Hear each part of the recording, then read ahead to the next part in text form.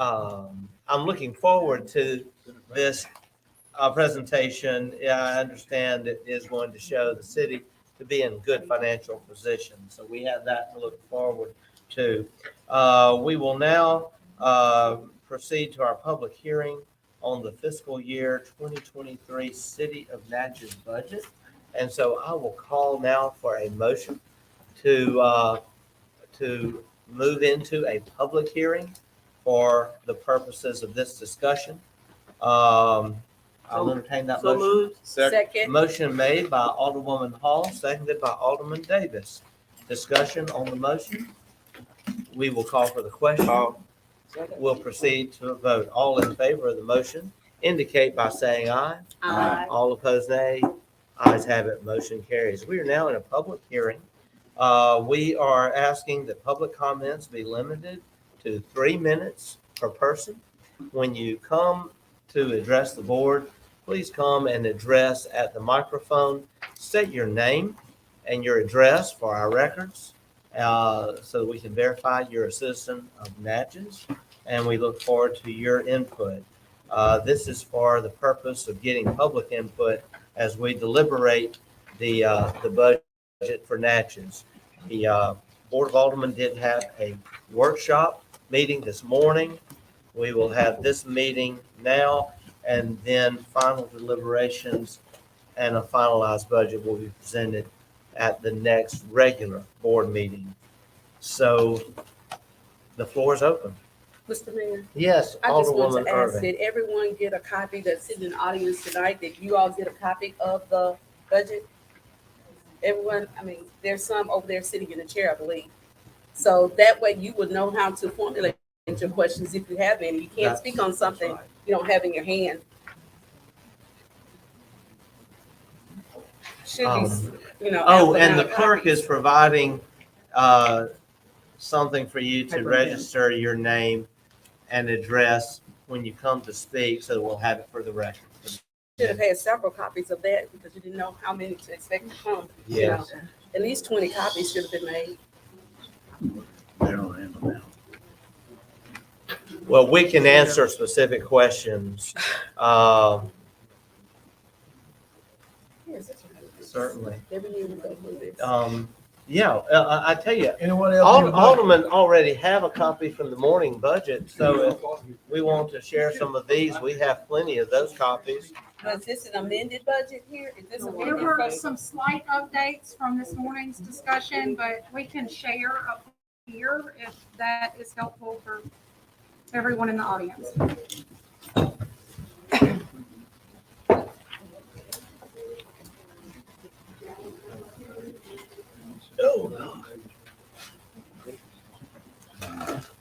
Thank you.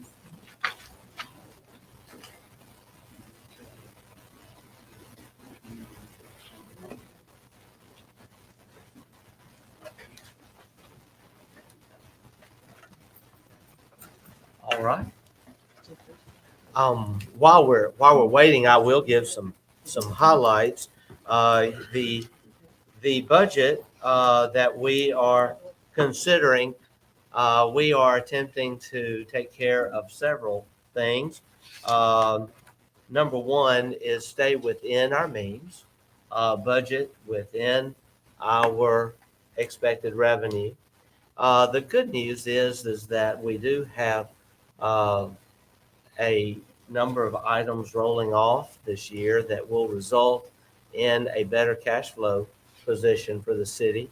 Number one, a portion of a tax credit that was put into place several years back for the hospital project. A portion of that tax credit is rolling off, which will result in a benefit to the budget and to the taxpayers.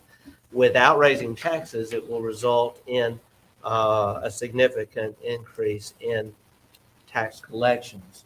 We also have a reassessment provided by the Public Employee Retirement System, PERS, that is resulting in the savings of what the city has to pay as its match into the PERS system for our employees. That allows money, that millage that was dedicated for that purpose to be now moved to the general fund. We also have a TIF bond that is being retired, and that is a bond on the Holiday uh, Inn project. And that TIF goes away, which frees up more millage for the general fund. We also are benefiting from the fact that we have bond revenue from two bonds, two bond cycles, I should say. The recreational bond done last year, and we're budgeting this year for this coming year to complete all of the anticipated improvements to our parks, to include the renovation of playgrounds, the renovation of various buildings, to include the youth center at North Natchez and the golf clubhouse at Duncan Park. So those items are included. We also have another bond cycle recently done where we approved bonds for street renovations. That's in the budget, $6 million in street repairs, and also renovations to the city convention center, $3 million, the city community center or civic center, $350,000, and the city auditorium, $2 million. Also, renovations to other buildings such as the police department, the fire department, the city council chamber, and also a very important expenditure, $150,000 in match funds for the Hiram Rebels project there at the what we know as the MLK Triangle. We also have included in the budget something that I think is very important, and that is the continued funding of salary increases that we have made over the last 2 years for the benefit of our employees, especially considering that under COVID and post-COVID conditions, we have felt the need to increase those salaries. In fact, we've given 2 salary increases to Public Works. We've given salary increases to the fire department, to other employees. But one department that has not received a salary increase since the fall of 2018 is our police department. And so we are factoring for raises. We hope that we can make raises there because obviously retaining law enforcement is very important for the safety of our community. Another area that I'm very excited about within this budget is it allows us to continue funding the various nonprofits and other activities that take place within the city according as the law allows us to do so. And rather than just have that figured throughout the year, we have determined that we will budget for that up front and list those groups. Also, with respect to some of the city functions, I want to speak specifically to some areas that may be of concern. One of those areas is NAPAC. We are very, very proud. I see Mr. Bobby Dennis out there. We're very proud of the progress being made there. And this past year, we actually increased the budget. It had been around $7,000, $7,200 a year for repairs and maintenance. Well, we actually increased that significantly last year to fund the exterior renovation of NAPAC, which is now complete. And going forward now in this budget, we are establishing not 7,000, but 10,000 for ongoing maintenance. So we've increased that budget there. We also have increased funding for other areas such as the Mineville Jubilee. We have also increased funding for, it was actually voted on several months ago for the children's home, other charitable aspects of the city that we support. We are very grateful too in that the city's receiving ARPA funds, and with those ARPA funds, we're able to budget for some very much needed purchases of equipment within Public Works and other departments. We also have, through our ARPA funds, been able to set aside funds for the eventual raising of Silver Street, which is so important to being able to fully host the riverboats and become a port of origination for the cruise lines. We also, in doing that, have set aside funds for airport development and cooperation with the county.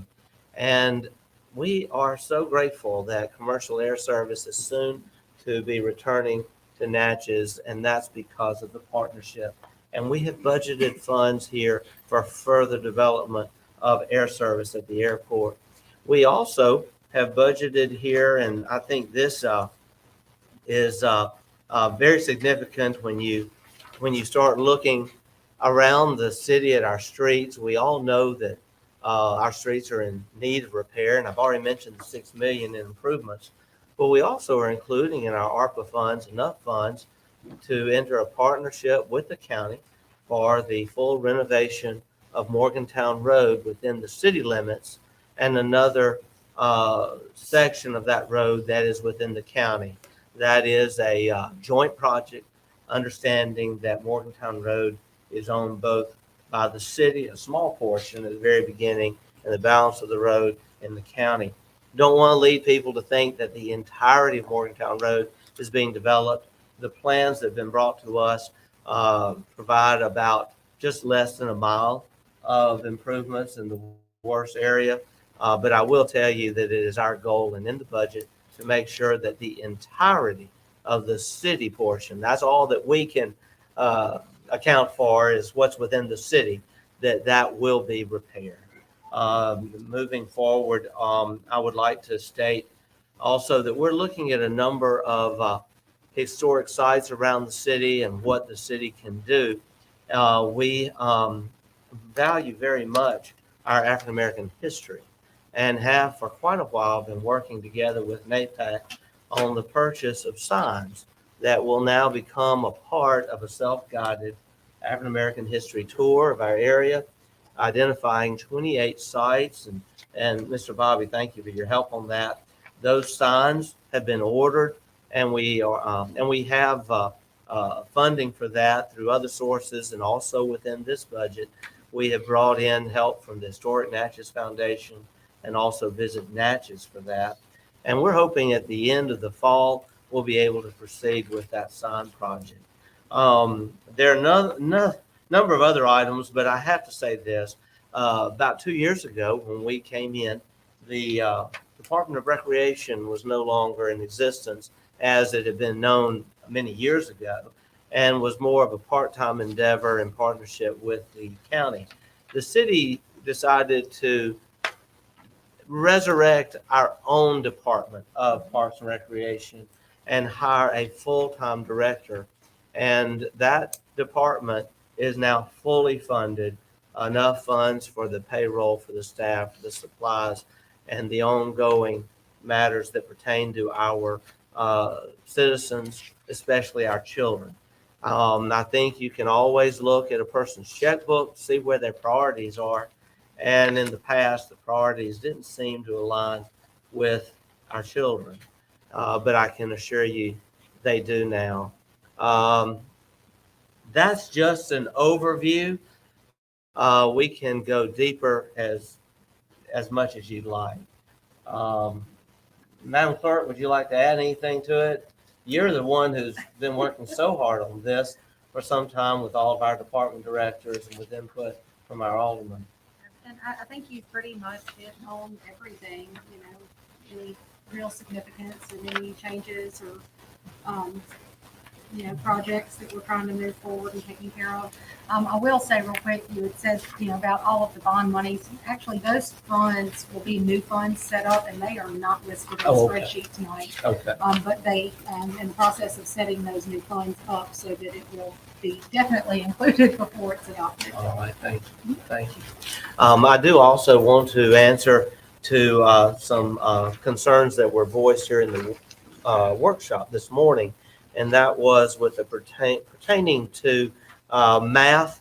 Math is an interesting thing, and we have to be so careful We have been having a back and forth with Mr. Joe Murray, former county administrator, and also with a consultant that has been consulting with the city for some time, Mr. Wallace Collins, a CPA in Madison County, over the valuation of a mill. It is our desire to keep the millage rate the same without any increase in taxes. That's been our goal. We have not had any increase in millage since 2016. We plan to keep it that way, but there is a difference in the calculations provided by Mr. Collins and the calculations provided to us as a service by Mr. Murray. I have had the pleasure of talking to both gentlemen this evening, just within the last hour and a half, and I have asked that they actually speak directly, because we will need to get a good, firm valuation of our millage before the final adoption of the budget. I also want to say this for the record. It was discussed this morning, and questions were asked pertaining to the garbage rates. It would appear that, and sadly, I hate this, but we all are dealing with it, with everything going up. Our contract with Aero Disposal Services does provide for a CPI adjustment. That is the Consumer Price Index. And they have exercised that portion of their contract recently, and it was actually spread on our minutes at the first board meeting, I believe in July. That is going to result in about a $160,000 increase in the cost of picking up garbage in the city. We are going to have to pass that along, but I think the actual calculation is very, very minor per household.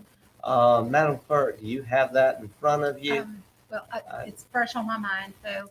So calculating at the average of 5,500 households, to make up that difference, it would be a $2.43 per month increase per household.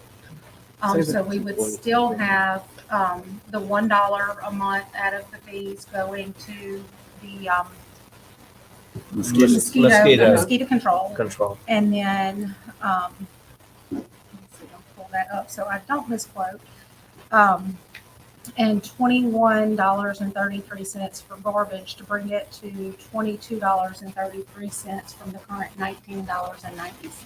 So again, an increase of $2.43. Okay. Now that is not something that we are approving yet. That would have to be a motion made at a future board meeting, but it is in the budget. That's correct. Alderman Frazier, yes, sir. Yes, Mr. Mayor. I was just going to refer to that being a utility. That is not definite. That's all I'm going to say. This is something that she's been projecting. And I want to say this about the budget. This is, we're just here for this hearing, but this, everything on here is not set in stone as yet. I just want to let the public know that. But we are addressing it what we can now. And it's a lot on here to digest. But like I say, it's going to take some time for us to get through this, and we'll be back at doing this again. Mr. Mayor, that's all for right now. Thank you, Alderman. Thank you. Further comments? Anyone who would like to address the board? Yes. Thank you. Tarita, do state your name and your address and write it down. There's Good a evening. notepad. There's a notepad there if you'll write your name down and your address for the purposes of the minute. Good evening. Hello. Good evening. But today, I am here as the first vice president of the WACC along with our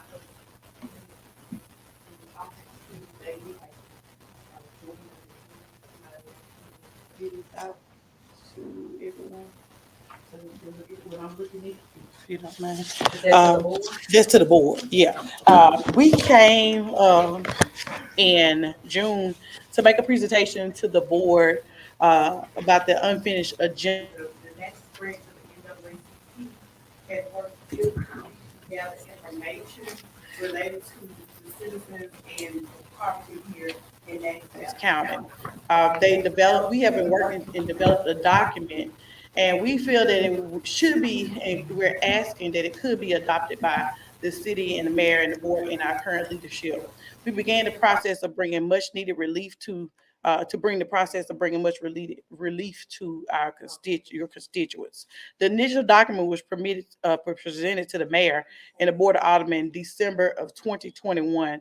Since that initial presentation, the Natchez branch of the NAACP has hosted 3 meetings with various civic organizations, the Adams County Board of Supervisors, the Natchez Adams School District, Board of Trustees, and the city, and a host of other organizations to develop a specific agenda that we are requesting, not that funds be given to us, just make that clear, that the funds that you have allocated, that they be presented and represented in a way that would be fair and equitable to citizens in the county.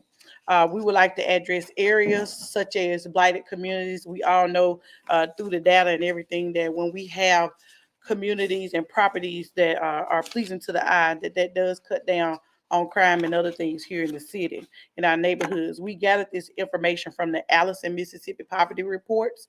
The Natchez branch is requesting that the Board of Aldermen budgets a $50,000 or more allocation to this for this project to allow citizens who currently do not qualify for SNAP or affordable housing grants as outlined in the federal budget, that we be able to provide them with some assistance so that they can repair their homes and bring their homes up to par. And again, you know that this does help with blighted communities here in Natchez and Adams County. We've also met with the Southwest Planning and Development here in Natchez, Mr. James Johnson, the Director of Community Development in the city of Natchez, and along to get input from everybody here in the community. This would be a citywide project, not just for one group of organizations, a citywide project for housing all over the city of Natchez. So this is a community issue that we're asking you to please pay closer attention to, and please do look at helping to place some of those funds towards that project. And lastly, lobbying Congressman Thompson, who we will have in January, for American Corps Engineers design designation for Adams County education, making sure that we're able to get a youth build program that can help us with workforce that is much needed here in the community. And lastly, our recreation, lobbying for funding to complete the enclosure for the pool. They're doing great things over there at the pool right now, but it will be very helpful for us to have that enclosure there. And that will also help to, also develop funding and other ongoing program here for the city. Since this time, we're asking that the city again will find avenues in the American Rescue Plan funding for a bipartisan infrastructure to the law that provides much needed relief again to the citizens. So again, we're just petitioning the board if you would pay close attention, and please do look at these areas. And we're asking that you could at least find it in your budget to take $50,000 to address those needs. Any questions? Thank you. Thank Thank you. you, Ms. Frazier. Thank you. Thank you. And thank you for staying within the 3 minutes. We appreciate you. I hope it was good. Well, we I have think you were within it. Yes, do we have others? Yes.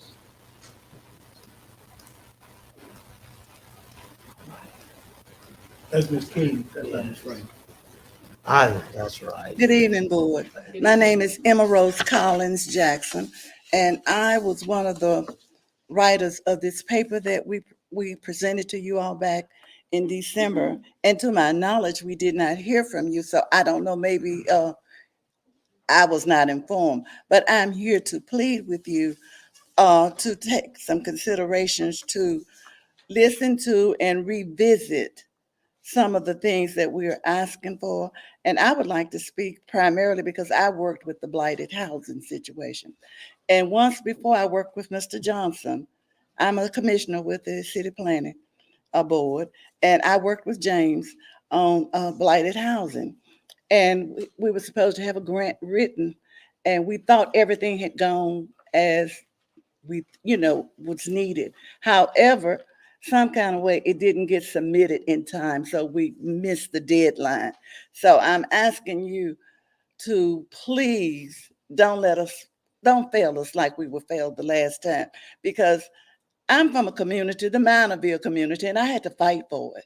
I had to fight with the planners, the other commissioners for that, because they told me, Emma Rose Collins Jackson, who was born 1948 down there on Minor Street, that it was not a part of the historical district. And I had to give them the history, and Rico, bless his soul, told me that if I did, and then once they saw it in writing, and they couldn't refute it, then it was included. But Minor Street has, and I'm speaking primarily from blighted houses, there were other things, and I'm an educator. I taught 36 years in Natchez Public Schools. But it hurts my heart to see the houses that many of my forefathers and ancestors and things spent money. My daddy built our house from scratch. He built it, he and my granddad. And then when many of the people lived there, didn't have children. So therefore it became heirs property. Then it was rented out and they moved up north or somewhere. And so they collected the money, but they didn't come back to do anything to help improve the neighborhood. So if you can do anything to help us, because like you said, Afro-American history, that Wallace Jackson was born down there. It's so much down there that many of our prominent Meritos and prominent African Americans live there. And I can give you a list if you need. And it just hurts me that we are being neglected. There's a club on the corner. We've been talking about that, but nothing is being done. So please do not forget us. Help us. And I didn't have a chance to see if any of what we're asking for was on your budget. I'm not a quick study like that.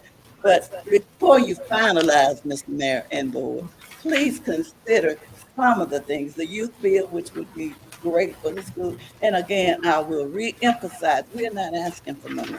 We don't want any money. We don't want to handle any money. But we would like to see some of the changes in some of the things that we're asking for. And I must say, let me also say before my 3 minutes are up, we have our former president, Mr. Paul Bacon. Mr. Larry Jackson is the first vice president. And I don't know if Angela is here, but Angela Brooks is the second vice president of the NAACP. So before you finalize everything, think about it, okay? Thank you. Thank you. Thank you, Ms. Jackson. Commentary? Any other comments?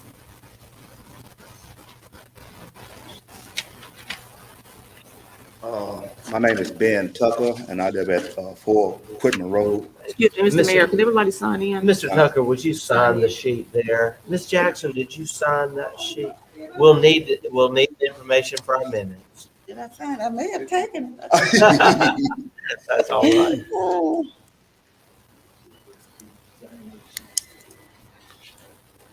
And Ms. Frazier, I do know your last name is King.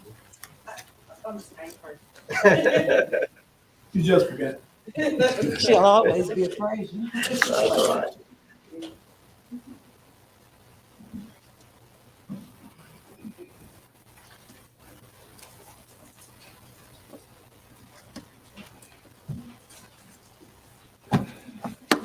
So to the mayor and to this board, and before I say that, I really appreciate the hard work that everybody do.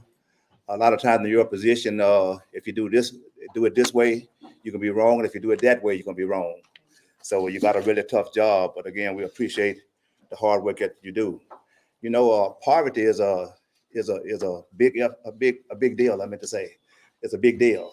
So when you don't address poverty, what happens is you form what you call generational poverty, and it's not nothing new to anybody. It's nationwide. It's here in Natchez, so it needs to be addressed.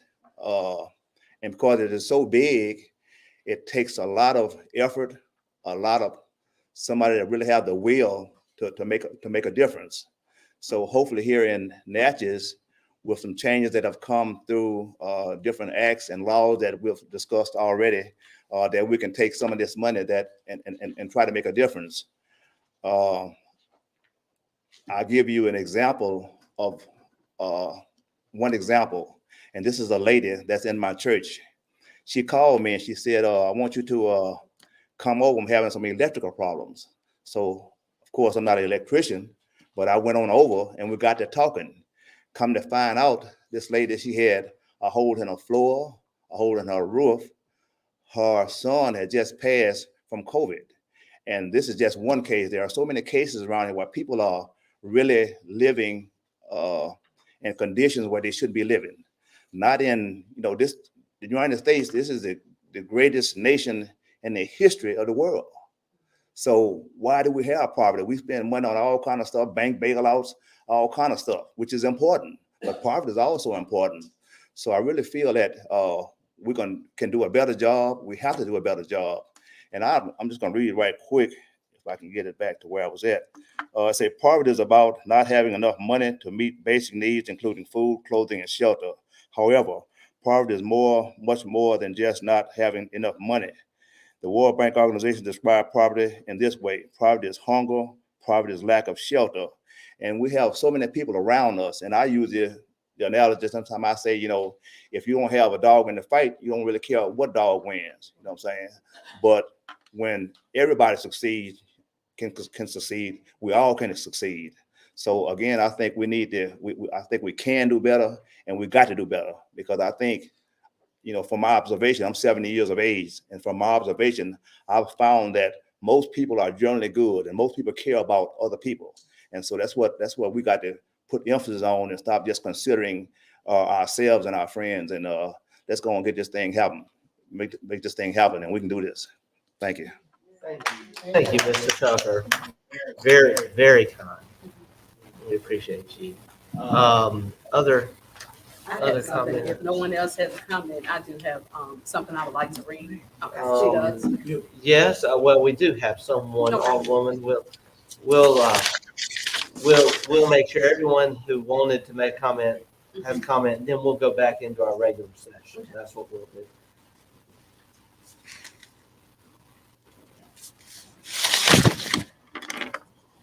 Good evening to everyone. Good evening. My name is Mildred Chapman, and I live at 1201 Sunset, so I am a citizen. And Mayor, I felt so proud when I saw that you had your meeting on the progress of Natchez and everything, and that you had a public hearing. This is not a public hearing to me, but something that's as important as this, you all spending the money, especially money that we contribute and also that the federal government contribute. So all we asking is, please remember us. You all got to do that. We're gonna hold you to that. I've been listening to everything that you said, read the paper, see everything that you said, and with being a Christian man, we are doing the same thing here.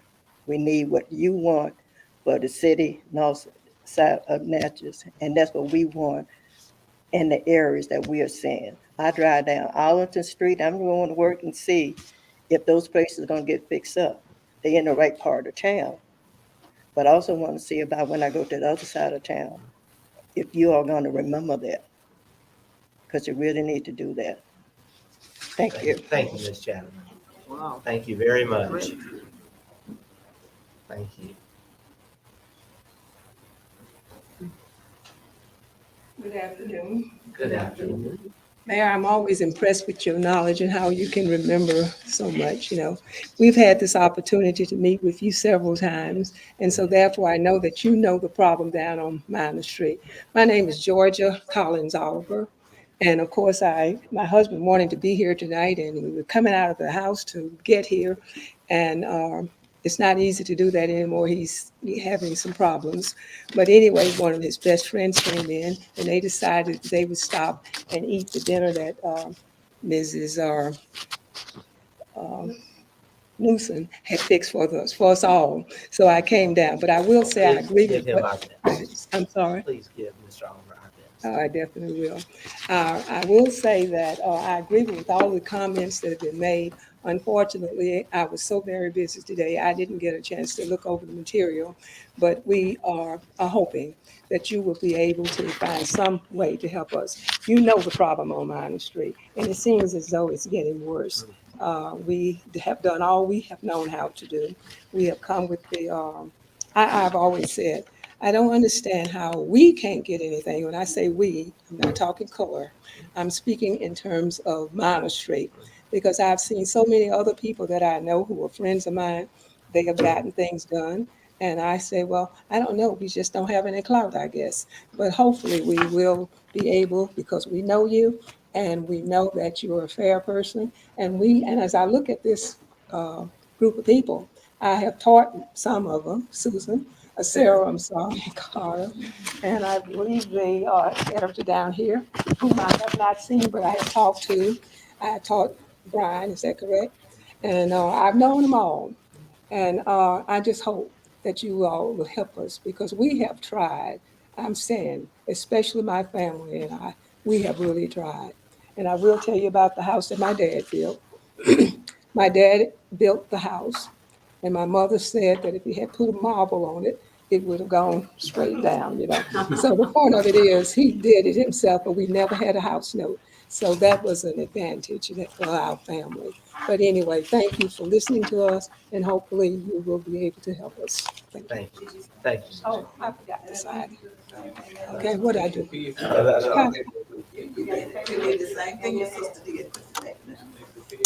Oh, oh, I'm sorry. Well, as someone said earlier, you know, once we get a certain age, it's just not here anymore. Okay, I'm trying. That's all I can say. I think you've got more going on than a lot of us. Well, I'm trying. You're so gracious, and we appreciate you, Ms. Oliver, very much.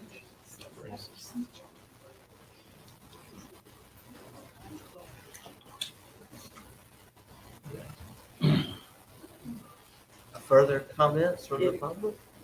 Yes, got someone else. Okay.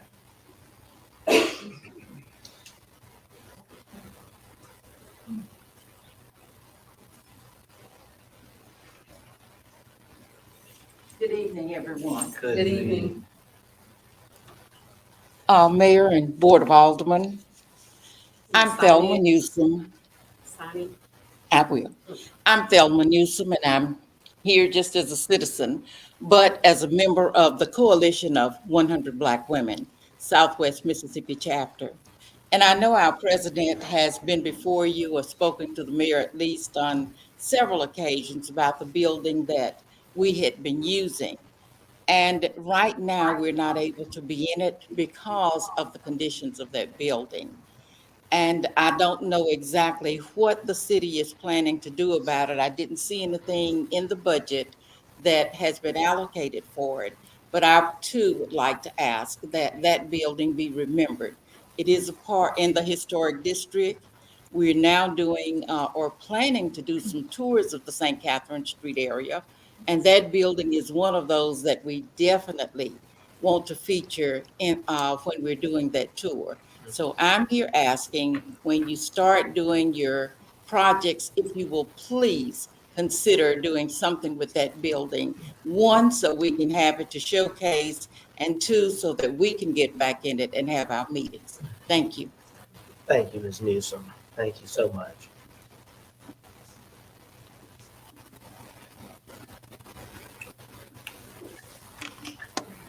Okay. Do we have any other comments?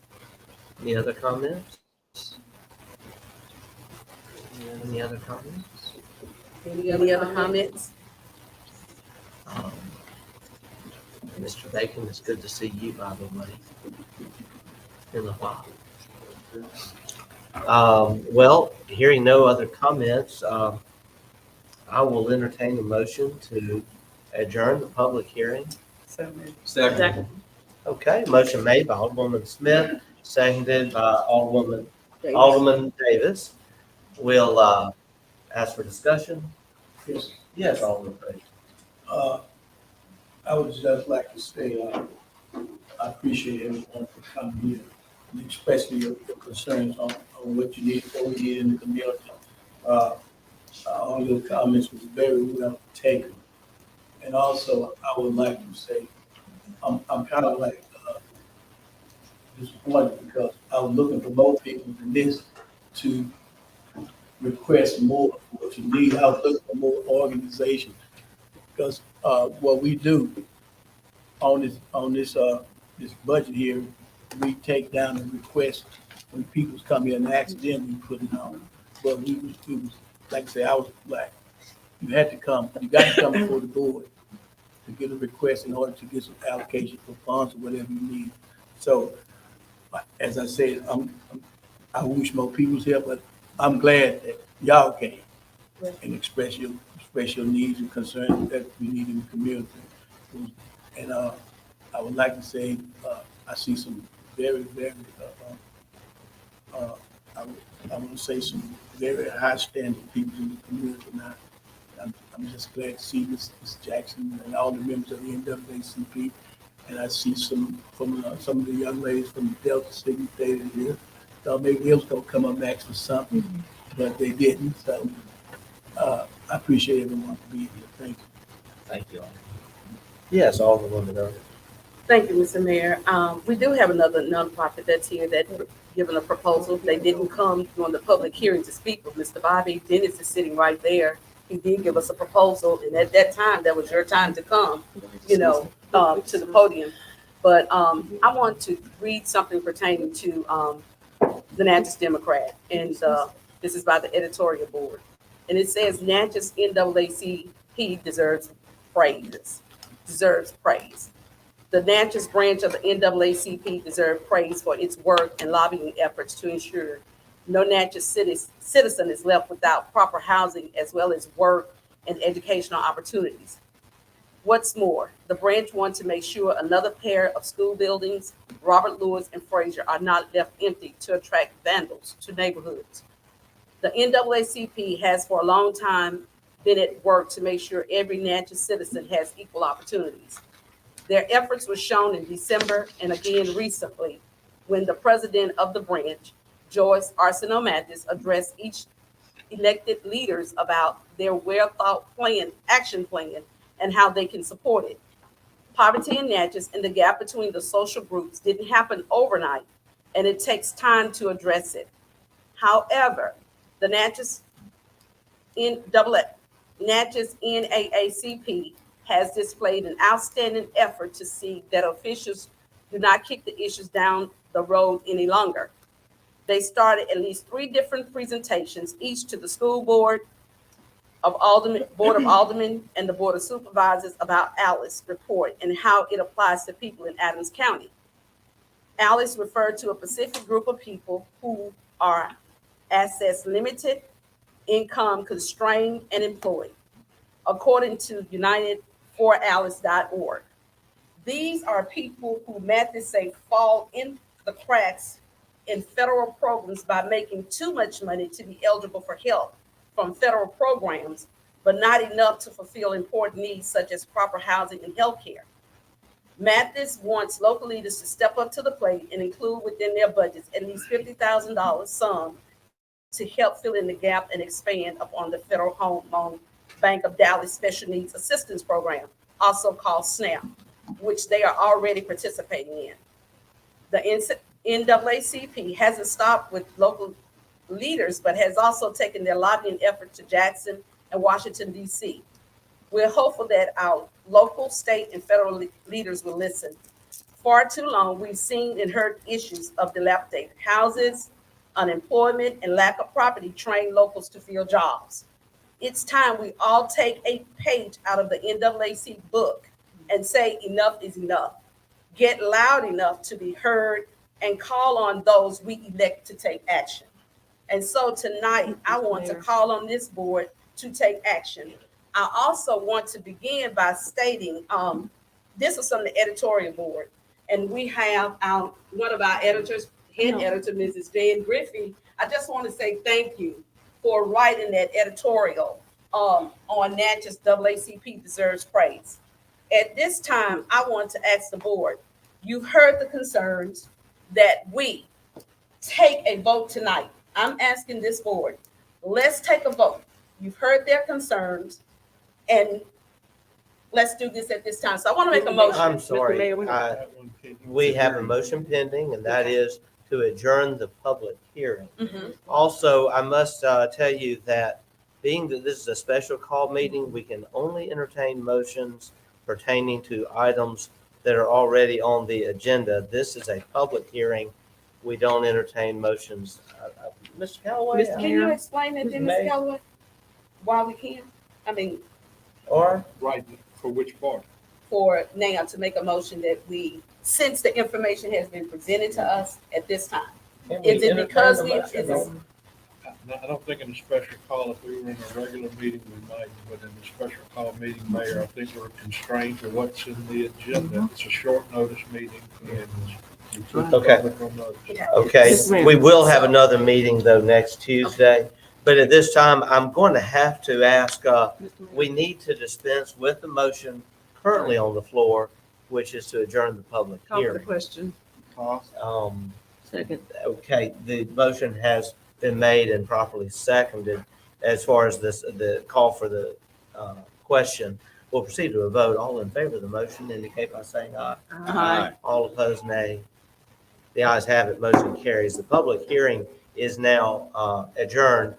I will come back to you, Alderwoman Irving. Yes, you are recognized. thank you, sir. I just want to say, we've said that we would table this and come back to it. There's been no discussion.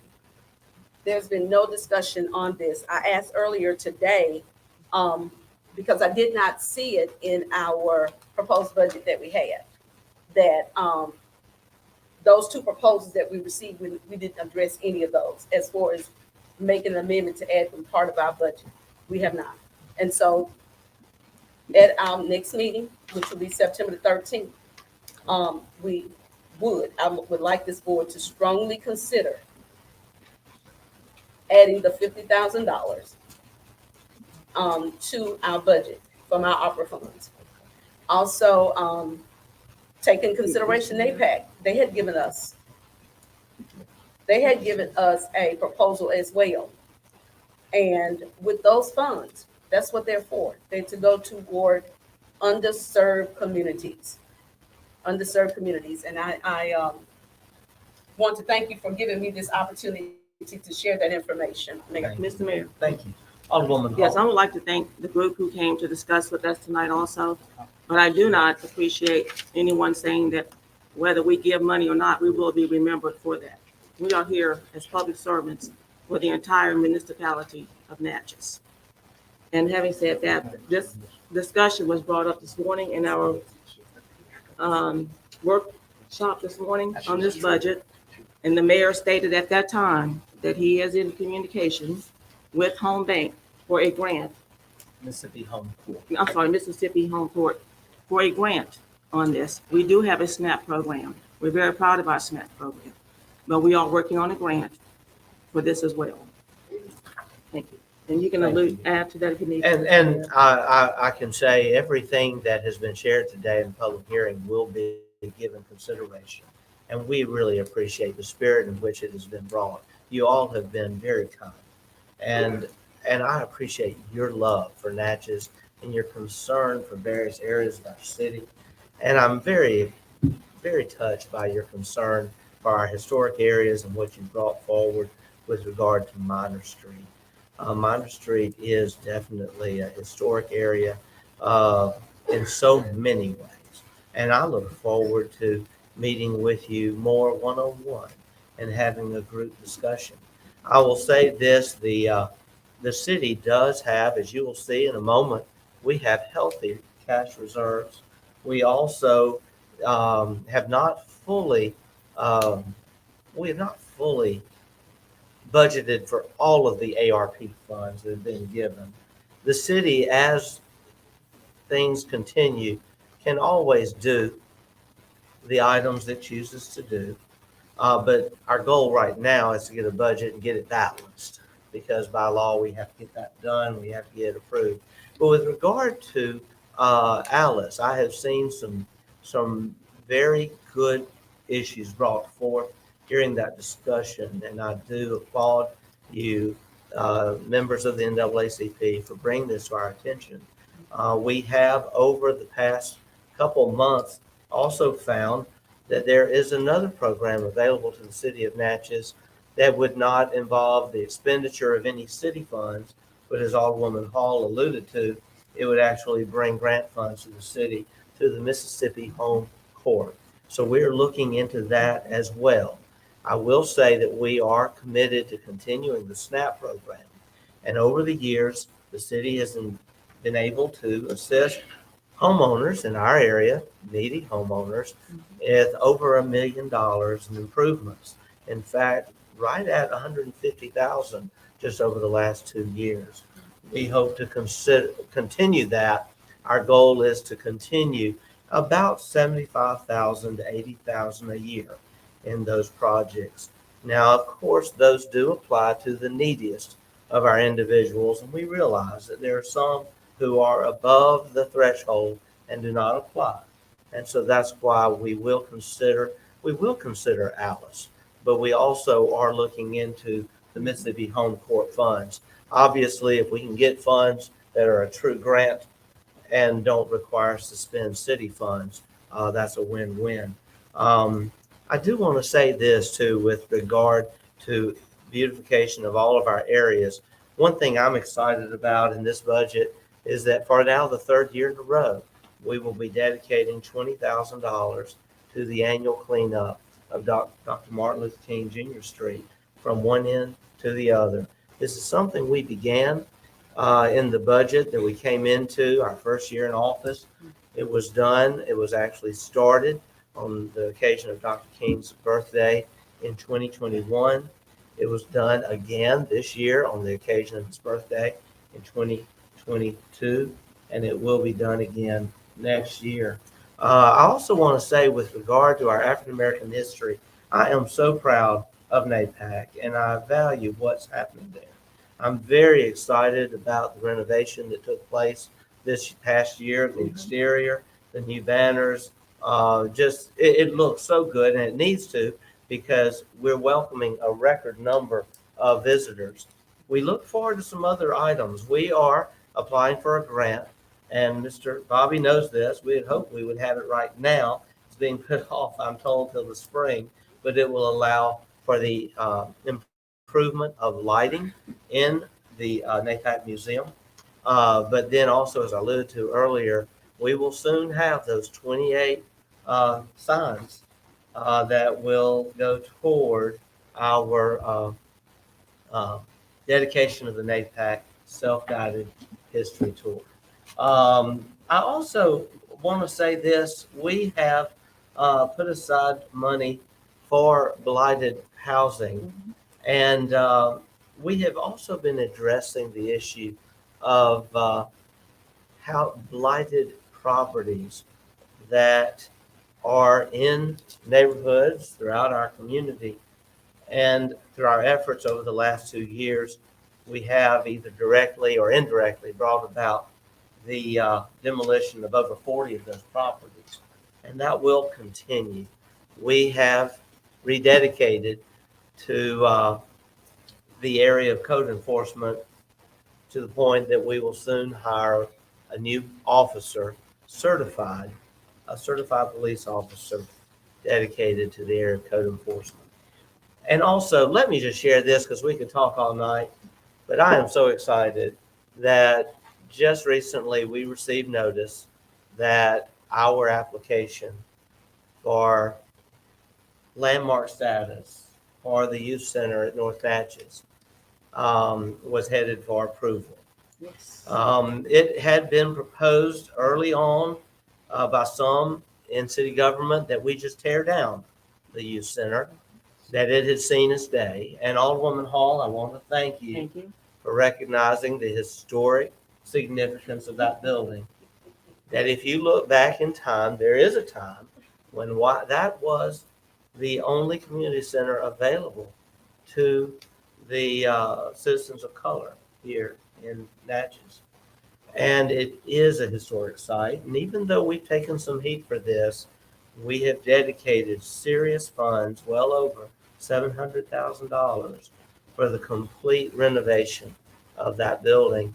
And it will be a Mississippi historic landmark, which will preserve it for generations to come. So Thank you, very Mr. Mayor. grateful for that. So, yes, Alderwoman I was gonna Smith. say, would you clarify, just for everybody, what we can and can't do on private property? And how the SNAP funds is different, because that's not us going in and doing work on. Yes. I think it just gets confusing. The city does have limitations on what we can do on private property. For example, we have to follow an adjudication process, and we can't just go in and tear down someone's house or cut down their trees or their yard without going through a proper legal process. This also applies in other areas of private property. That's why the SNAP program has been so successful, because all of those funds are provided. The city is a channel for those funds, but they actually come from private banks. That is the logic behind the funds that we're identifying that may be made available to us through the Mississippi Home Corporation, and may then provide an easier and more Mr. Mayor. seamless way. Real quick in there. And yes, Just in the, Alderwoman Smith? for the SNAP, the aldermen put in the request that they hear from their ward. So everybody puts in certain requests. I haven't had to in Ward 3, so someone else got to put in extra in an area that needed it. So it's just good information to know, to understand. I It think, is. 'cause it's confusing. It's very confusing. We have had quite a number of homes improved just over the last couple of years through that SNAP program. Alderwoman Hall? Yes, sir. I'm well aware of the Alice project, and it was a national project with the National United Way. And most states have partnered with their United Way, and there are funds allocated through United Way for this very project. However, the Mississippi United Way has partnered with the NAACP. For what purpose, I don't know. But there are, most states, United Ways have funds allocated for the Alice project. I want to thank Ms. Newsom, by the way, for bringing up the Angeletti House. And in a meeting this morning in our budget workshop, Alderwoman Irving, who represents that ward, did ask that funds be put into the budget. I did. 20,000 to address the roof situation there. No, sir, not to address the roof. And, No. It wasn't to address the roof. It was for other repairs. Mr. Carter Burns mhm. is applying for a grant, remember? We haven't settled We haven't on the discussed grant application yet. The grant applications will all have to be voted on at a later date by this board, what grant application the city chooses. I don't want to lead anyone to think that the city's agreed to a grant on any historic property just yet. Mr. Okay, Mayor, so the 20,000 Let me, is in the just budget. say I'm something. sorry. Alderwoman Irving? Thank you, Mr. Mayor. So when, initially when I met with Mr. Burns, it was not said that that's how I thought if you qualified, because I know that, the contractor had gone out and given the cost of what the repairs would be for the roof. I thought we were waiting on whether or not it would be approved. I didn't know that we had to come back and make a decision on which, As a, public properties. as would just a be. point, we've dealt with this over the past few years, couple years, that I've been mayor. If an application is made to the Department of Archives and History, it has to be made by the entity that owns that property. Being that the city owns the Angeletti House, Mhm. then the city as a whole will have to vote, and that will have to be an item voted on by this board, and the board will have to budget for whatever percentage is determined, as the city's co-payment match for that grant. We have Okay, not had we'll that just go with that. discussion yet. Well, no, we have not, because I was going to go and speak with him on tomorrow. So normally it's what, a 80-20 match, Mayor? It can be whatever the city wishes to make that match, Well, I just 20, hope- 30, or 40%. I want to also add this. Nothing has been done roof-wise to that building for the last 6 years.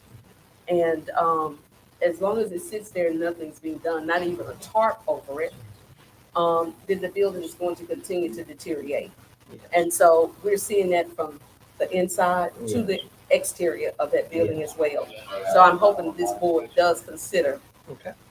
that. Thank you, Alderwoman. Thank you. Mr. Mayor, that Yes. is, this morning, Alderwoman Ms. Hall. Irving asked for that And she was asked what amount, and it was 20,000. That is in the budget that the public has for the Angela Lefty House. Yeah. Ms. Newsom. Okay, y'all, in the interest of time, we're about to have to move on. You've had your public hearing. We were limited to we limited you to 3 minutes, and then we just filibustered up here, didn't we? I think, though, it is time. I will say, though, that I'm open to you. Anytime you want to reach out to me, feel free to and come by. And it's such a pleasure to see all of you here tonight. We now will move to our next item on the agenda. Mr. Hammond, I know we were going to try to get you in and out. Thank you for your patience. And we are now going to recognize you to present the 2021 audit. All right, thank you all.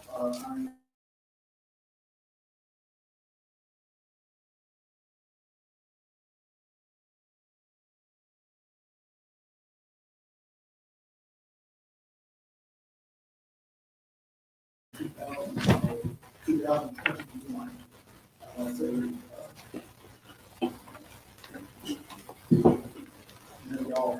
Y'all have copies, so I'm gonna go, you'll see the table of contents. I'm just gonna kind of hit the high spots like I usually do. First 2 pages, you'll see, this is our independent auditor's report. Basically what this does, it just outlines our responsibilities for conduct of the audit, the city's responsibilities, which the city is responsible for the financial statements and responsible for the underlying accounting records and so forth. So what this does, it just gives what our opinion is on the financial statements. And so our opinion here is that this is what we call an unqualified opinion, which is a clean opinion, which means that there are no errors or omissions or anything in the financial statements that are of such size that they would impact a reasonable person's judgment about the operations of the financial stability, the financial well-being of the city. And this report, the only thing that's different about this report, if you'll remember, last year we didn't have the report ready for the NPPC at that last year, so we had to have what we called a modified opinion. So, but that's not an issue this year. We've got that report.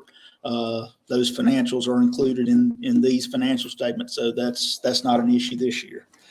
So just I'm going to go ahead and kind of hit the high spots. First page, page 4. This is the statement of net position. So this is basically the balance sheet for the city. This is citywide. This is everything. This is just the operations of city government. This also includes the waterworks. So this is what we call in accounting full accrual. So that means that debt, long-term debt, pension liabilities, that kind of thing are included on this financial statement. And that's not the case with some of the other reports and financial statements that you might be accustomed to looking at on a monthly basis. You're just looking at your funds, your cash balances, your payables, and that kind of thing. Well, these financial statements, they encompass everything. So if you'll see, just basically the big, I guess the main here is that your net position is at the end of at that 9/30 is $52 million. So that's a net position. So that if you take all your assets, all your assets, capital assets, cash, you back out, all of your liabilities, pension, long-term debt, that's a $52 million net position, a positive net position. You'll see on the next page, this is page 6. This is just going to be no, that's not page 6. I'm sorry about that. Well, it would be page 5. So this would be your change in net position. And you'll see it's actually a fairly large change this year. There's a couple of reasons for that. One, so the city got a good many some grants. I think probably about $2-3 million in grants. So you use that, you just took that, invested it in capital assets, capital outlay. So that's a pretty big increase right there. And then also there was and I'm not familiar with the reason for this, but there was a significant change in the pension liability of about $5 million. So that's a reason for that. And that honestly, that will probably change and switch back the other way at some point. In the near future. I've seen it made, I don't know what causes big swings like that, but I'm guessing it probably had something to do with the COVID shutdown and, swinging interest rates and that kind of thing, if I had to guess. Let's see. Next, I'm going to get on page 6. These are the governmental funds. So these I was just talking about just a minute ago. The citywide, government-wide financial statements. These are just the governmental funds. So this does not include. These specifically does not include the waterworks. This does not include the debt, capital assets, and that kind of thing. This is strictly you're looking at cash. Payables that are going to be payable very soon. And that's the purpose of the governmental funds is just a very short-term, near-term focus, just to give the users a very good idea of, what assets, what kind of cash, what kind of that kind of thing is available right away and what payables are coming quick. So let's see, this is as of September 30th, 2021, your total fund balance across the city is right at $9 million. And you'll see the general fund is $1 million. And then let's see, casino lease a little about 1.2 million. And if you'll look, you'll find the change, the change in this will be the statement of revenues, expenditures, changes in fund balance. So this is probably the most usable statement in all, in everything. This is just going to show your, revenue and expenses over the course of the fiscal year. If you'll see here, on this page particularly, we've got the general fund, the pension fund, the casino fund, transit. These are what we call major funds. These are the funds that have, a high, transaction volume, a lot of money coming in and out. As y'all know, there are many, numerous other funds that the city has. All of those are totaled into that aggregate column you'll see there. But like I said, these are the major funds. So I guess the highlights that I would want to point out, total revenues for the general fund, almost 15 million in revenues, expenditures right at 13, and so your revenues over expenditures for this year was right at 1.2 million. Let's see. So your total change in fund balance for the general fund was right at $2 million. So what I think one thing that had was a big impact was that we moved some made some transfers there that a long time ago there had been I believe maybe the casino the lease fund had loaned some money to other funds.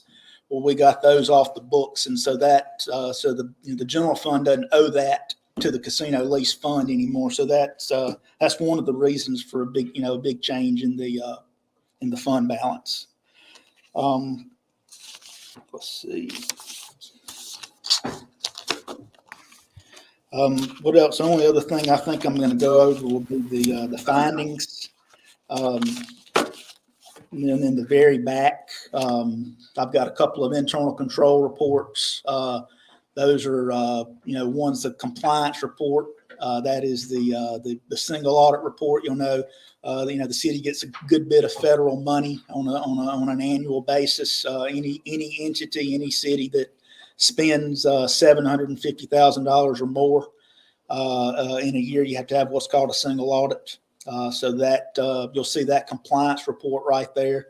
The only program we had to look at this year was the Tiger 8 grant fund. So that was the only one we had to look at. No findings of any kind related to that. The other report is just the general internal control report. So governmental audit standards require us to, when we plan an audit, we're looking at internal controls, just to get an idea of, what we need to do, to perform the audit. And so kind of a byproduct of that, we see, if there are internal control issues, and government accounting, governmental auditing standards require us to report those. And so those are in the back. Those are, you'll see, I believe it's 6 or 7. And these are typically, these are findings that we've had every year that I've been doing this audit. And it all relates to turnover in the city clerk's office. Just never being able to get caught up on the audit, never being able to get caught up on the bank reconciliations is what most of that relates to. And I think we're actually getting to a pretty close to where those findings may be going away.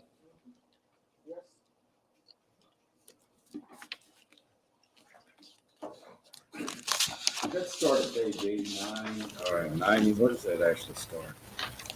What's that? The findings? I think you were starting, with your findings, and then we get to our recommendations. That's right. And let me see if there's anything else. And I mean the findings, the recommendations are everybody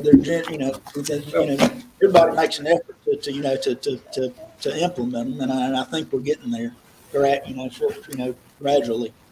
But I do want to make a comment, and I think that we are, and of course, certainly our present city clerk is going to work diligently towards that. But they have, with the turnovers of clerks, they just continue to be this lingering sort of chronic That's right. malaise, just lingering, and it becomes difficult from governing authorities' positions. Say, for example, in our budget status reports, they're difficult enough to read, and of course, we need to get them in a timely manner.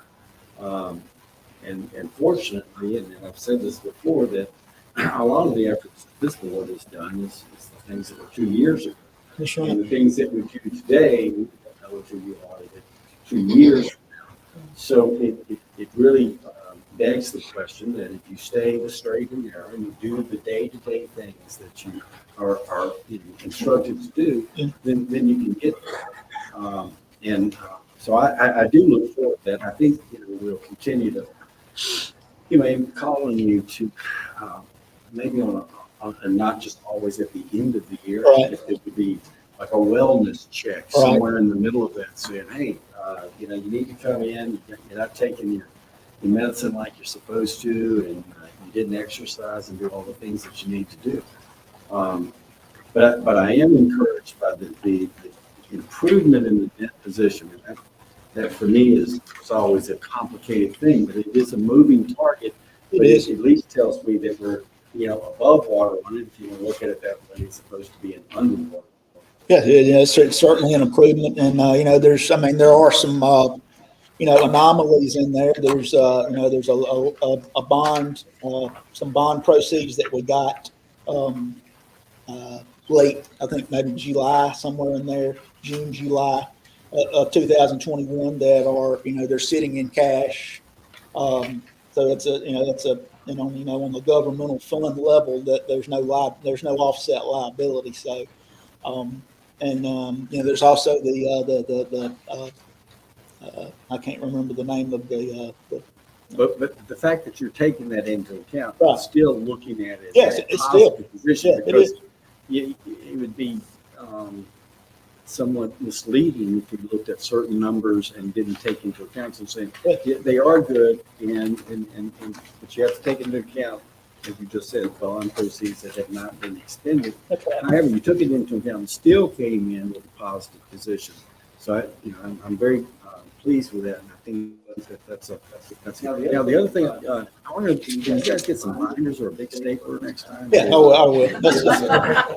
So I don't lose these before I get home. I'll have y'all some bound copies tomorrow. Yeah, Mr. Mayor.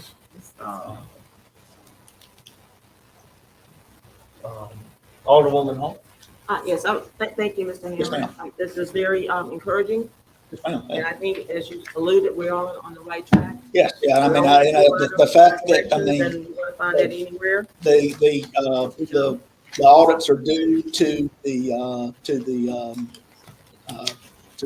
state auditor within a year. And so this is, we're meeting that. So, that is, that's very encouraging. Thank you very much. Mr. Hammond, I just want to make sure we state this for the record. I believe I'm looking at the right page. Our revenues were higher than our expenditures, leaving an excess, and this would be right at 1.274 million. That's correct, yes. And so that is very encouraging that during a year when we were challenged by COVID just coming in, we balanced the budget and had a significant surplus. People ask us how we're doing things. Well, that's one of the ways is we're being careful. I want to say also just when you look at, and you mentioned it, we actually have had even more grants come in since this budget year. That's right, yeah. And so the grants that have come in to the city have really been of enormous value. I want to say too, you got everything on time for my new city clerk. Yeah. And Yes. I think that trend will continue. Yes, that's good. Yes, And I just want to say, we're excited about, going forward. as my dad used to say, we're cooking with gas now. Yes, sir, for sure. So we're just very grateful. Absolutely. Great staff. Yes. Thank you, Megan. And Ms. Bell, thank you and their staff. And the staff. Well, we do need to accept the budget tonight. We do accept the draft. We can come back and revise that at our next meeting if you need, if you feel you need to. But we are going to deliver this to MDOT. We do, it is due for them in making sure, and that's Mississippi Department of Transportation, making sure funds continue to flow through our transit authority. However, we are allowed to amend this, and this is the same way we did last year. We're allowed to amend this after you've had a chance, and we can bring those amendments up at the next meeting or the next, whenever you'd like. But right now, we need a preliminary approval of this document tonight for the purposes of being able to transmit it to them. So moved. Okay, Alderman Hall has made the motion. Alderman Dillard has seconded that motion. Discussion on the motion? Yes, sir. Yes, Alderman Frazier. It's just a draft, right? Well, we are having a preliminary approval of the audit with the understanding that we can come back Oh, okay. with revisions or requested changes at And any time. Y'all can, as far as I can, We can do whatever we want to do. Yes, Question. yes, Alderman Frazier. Wouldn't it, I'm just asking, would it be appropriate to put it in the form of a motion of this draft is not the budget? We aren't approving a budget. We're adopting an audit Just the audit. tonight. Just the audit. We're adopting an Just the audit. audit. Okay. Yes. One thing, the terms of this, This audit is just. The audit, and we need to convey it to the Mississippi Department of Transportation. They have requested that we convey it to them by Thursday so that it can be provided in time when they meet next week to dispense grant funds to our transit authorities and other authorities around the state of Mississippi. Further discussion? All right. The question. Yes, sir. The question's been called. Second. We'll proceed to the vote. All in favor of the motion indicate by saying aye. Aye. All opposed, nay. The ayes have it, motion carries. I will say this for the record, Mr. Hammond knows this. When we came in, we were several years behind. Yeah. And this will mean that in just a little over 2 years, we have now performed 4 audits. 4 audits in just a little over 2 years. That was the previous part. Actually, Yeah, she did, yeah. and, That's right. but I do want to say going forward, the Mississippi Department of Transportation has requested that we convey this audit to them sooner than required by the Mississippi State Auditor. And so I imagine as soon as September 30th hits, that's only a month away. Madam Clerk, I know you'll be getting all of those accounts ready, sending them, and we'll have an even earlier presentation next year. Thank you. Mr. Hammond, thank you. I do invite you though, and I ask you to please study the audit. If you see anything that in your opinion needs correcting, let us know so that we can take that up at another meeting. All right. The next item, discussion and consideration of joint order by the city of Natchez and Adams County to improve and repair Morgantown Road. Alderman Davis, you're recognized. I want to make a motion to push this discussion and consideration of joint order to the Natchez and Adams County to improve path on Morgantown Road to Tuesday. Boy, they just got the paperwork today, so early, so I'm gonna push it to Tuesday. Second. Okay. Alderwoman Hall has seconded that, and the motion is basically to delay final action on this motion until next Tuesday at our regular board meeting. Am I correct? Yes, ma'am. Okay. I do want to say it in no way means we're not doing it. It's quite a resolution. And I think our attorney prepared this today. I don't know how you do it. And so this will give us a few days to study it, make sure it's correct, go back and forth with the county. Because let me clarify, we had a lot of discussion about this morning.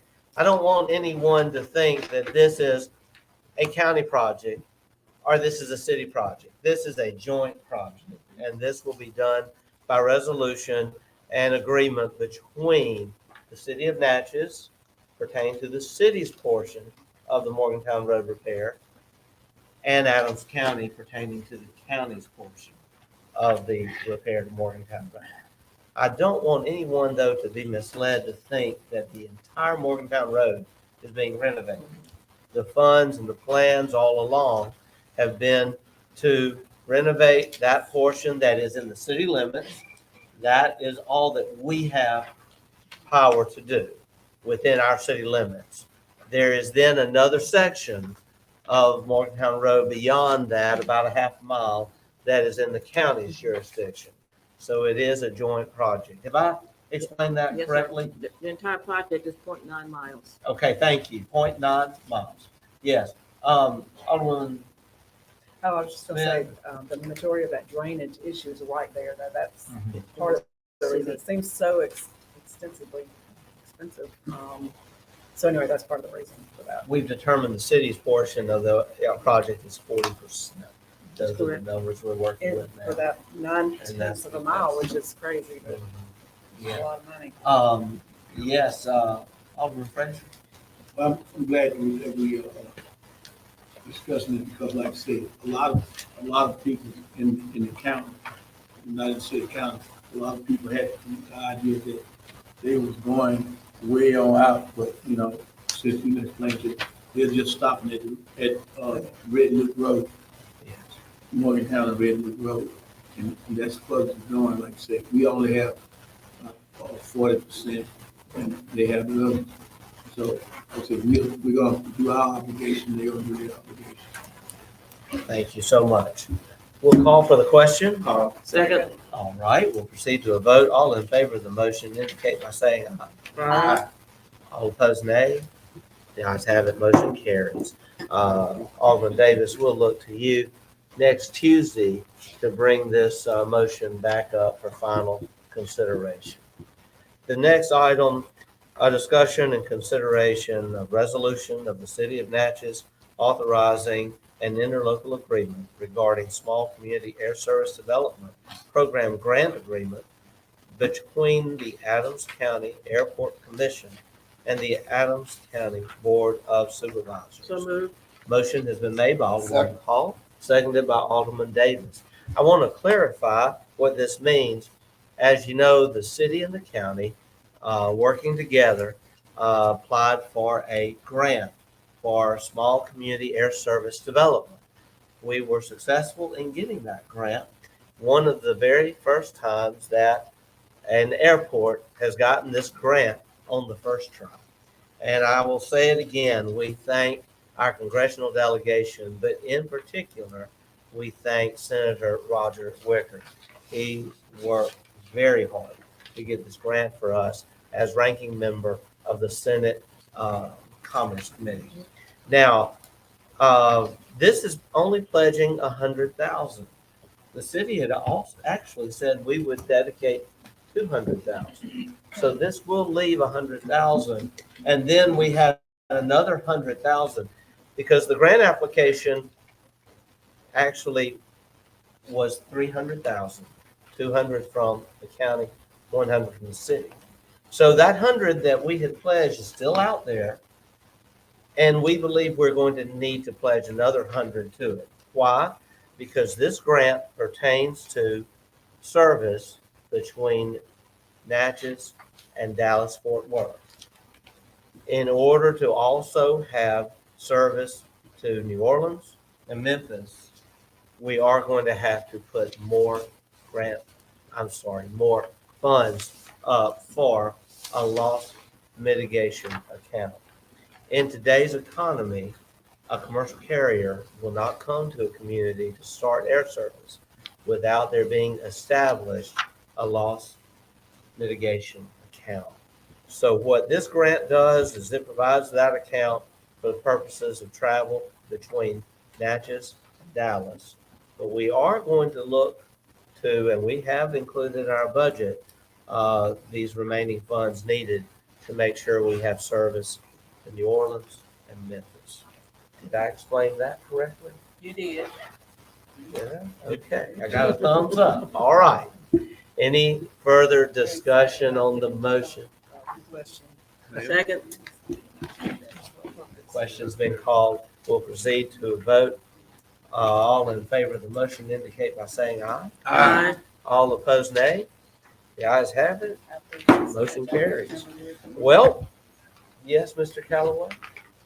There's a second part. Oh, this is an interlocal resolution. We should have had a roll call vote.